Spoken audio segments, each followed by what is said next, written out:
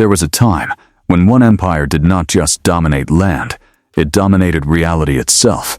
Its laws shaped continents, its armies rewrote borders, its language became the voice of power, and for centuries it looked unstoppable. But every empire believes that, right before it falls. This is not just the story of power, it is the story of how power grows, how it spreads, and how without exception, it collapses. This is the rise and fall of the Roman Empire. Section 1. The rise of order from chaos. Before Rome became an empire, it was nothing impressive. A small city, surrounded by stronger enemies, constantly under threat. No vast army, no global influence, no guarantee of survival. So Rome did something different. Instead of relying only on strength, it built systems. While other civilizations depended on kings, Rome built institutions. While others relied on loyalty, Rome built discipline. And while most fought for survival, Rome fought for expansion. Every war was not just defense, it was opportunity. They studied their enemies, adapted their weapons, copied what worked, and improved it. This was Rome's first advantage, not power, but adaptability. Section 2. The machine of expansion. As Rome grew, it stopped acting like a city. It became a machine, a system designed for one purpose: expansion. Roads were built not for comfort, but for speed of armies. Cities were not just settlements, but control points. Every conquest added resources. Every resource funded more conquest. And slowly, something changed. Rome stopped reacting to the world and started shaping it. Enemies became provinces. Cultures became Romanized. Trade routes became Roman-controlled. This was no longer survival. This was domination. At its peak, Rome controlled over 5 million square kilometers, from Britain to North Africa to the Middle East. One empire, one system, one authority. Section 3. The illusion of permanence. Power creates a dangerous illusion, the belief that it will last forever. Rome believed it. Why wouldn't they? They had the strongest army, the largest economy, the most advanced infrastructure. Their roads connected continents. Their laws defined justice. Their cities defined civilization. To the people living inside it, Rome did not feel temporary. It felt eternal. But here's the problem. No system collapses suddenly. It weakens quietly, and Rome had already started breaking. Section 4. Cracks inside the system. The empire grew too large, and size became a liability. Communication slowed, control weakened, corruption spread.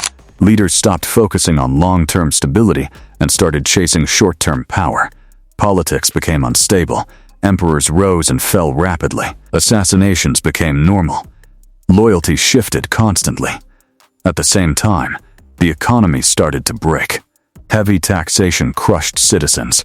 Inflation destroyed value. Wealth concentrated at the top. And slowly, the foundation weakened, not from outside enemies, but from inside decisions. Section 5. The cost of overexpansion. Rome's greatest strength became its greatest weakness. Expansion. Maintaining such a vast empire required enormous resources. Armies had to be everywhere, at all times. Borders stretched too far. Enemies adapted. Germanic tribes. Eastern forces. Internal rebellions. Rome was now fighting on multiple fronts at once, and something critical changed. The empire was no longer expanding. It was defending. And defense does not create growth. It drains it. Section 6. Loss of control. As pressure increased, Rome made desperate decisions. It divided the empire, east and west. The idea was simple: split control to maintain stability.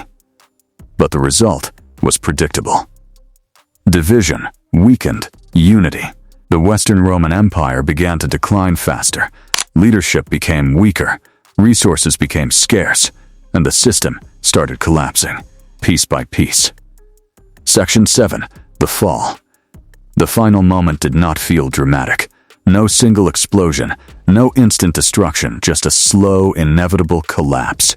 In 476 AD, the last Roman emperor of the West was removed, not by a powerful empire, but by a Germanic leader. That's how it ended. Not with dominance, but with replacement. The empire that once controlled the world could no longer control itself. Section 8. What actually destroyed Rome? It wasn't just invasion.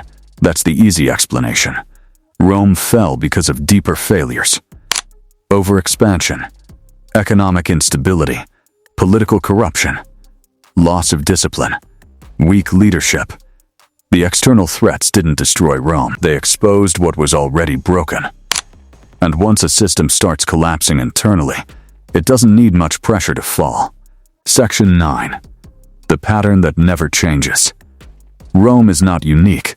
It's just the most famous example. Every empire follows the same pattern. Rise through strength and discipline, expand through systems and control, peak through dominance and influence, fall through complacency and internal weakness. Different names, same cycle. The people change, the rules don't. Here's what makes this story uncomfortable. It's not about Rome, it's about systems. Power is never permanent, control is never guaranteed, and success always carries the seeds of failure. The moment a system stops adapting, it starts declining. The moment leaders prioritize power over stability, collapse begins. The moment growth becomes unsustainable, the fall is already in motion. Rome didn't fall in a day. It fell the moment it believed it couldn't. Empires rise, empires fall, and the cycle continues. The question is not whether history repeats itself. It does. The real question is, who understands the pattern, and who gets crushed by it?